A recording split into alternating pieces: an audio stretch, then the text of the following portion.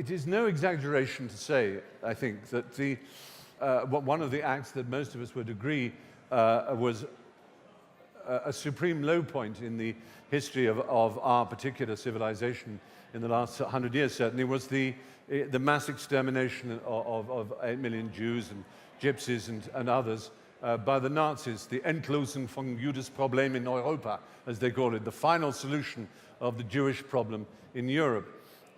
Now, it is a massively difficult thing to get your head around how ordinary people, and Germans are ordinary people just like us, and if we don't believe that, then we'll be doing to them what they did to the Jews. We will be ascribing a racist characteristic just to Germans that is unique to them. I think we can all be grown up enough to know that it was humanity doing something to another parcel of humanity, and that it was very extraordinary. And we've seen examples of it in our own lifetimes in Rwanda and Burundi, and we've seen it in other places where massacres of quite extraordinary brutality have taken place. And in each one of these genocidal moments, or attempts at full genocide, in each example was preceded by language being used again and again and again to dehumanize the person that had to be killed in the political eyes of their enemies.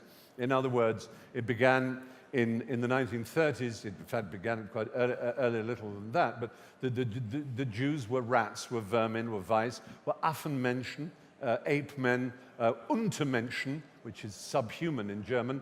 They were subhuman, they were ape men, they were rats, they were vermin, they were a bacillus, they were a virus, they were anything but a human being. And the same thing happened on the radio as the Hutu and the Tutsi were slaughtering each other. Was again, the word rats was used, vermin, and lice and insects. And if you start to characterize week after week after week after week after week, you start to think of someone you're slightly sullen and disagree, you don't like very much anyway. You're constantly getting the idea that they're not actually human. Then it seems it becomes possible to do things to them that are, we would call, completely inhuman, and lacking humanity. Though, oddly enough, we're the only species that does it.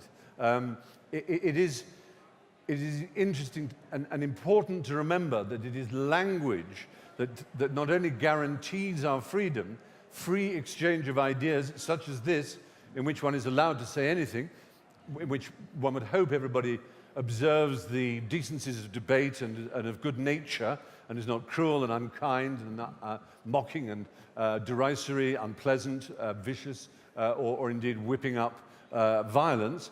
But as long as ideas are exchanged freely, then we can more or less guarantee some level of stability within our society. But the moment we begin to use special language for special people and special terms of insult for special terms of people, then we can see very clearly, and history demonstrates it time and time again, that's when people are suddenly perfectly ordinary people are able to kill. There's an amazing book called Ach, die schöne Zeit, which has recently, I think, been translated under the title, Those Were the Days.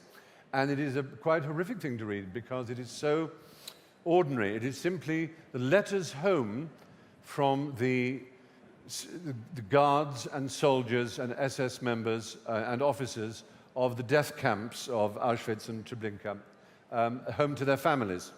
And a typical letter might read, "Oh, you would have been so proud of the men. We had an extra special action come in today on the train that we hadn't been warned about. It was a whole 700 extra had to be processed. The men never complained once. They went about their business. I was so proud of the men, especially as it was so hot. Do tell young Klaus that I've seen the results of his history exam, and if he doesn't get a better grade, I should be very cross with him. Meanwhile, here is a bottle of plum brandy." And you look at that, and you know that that special action, that Sonderaktion, meant 700 people had come in order, men, women, and children had come in to be gassed and killed and burned. And he's writing home to his, and it's a father writing an affectionate letter to a mother. It's so human that it makes one gasp at how this kind of happened. And language is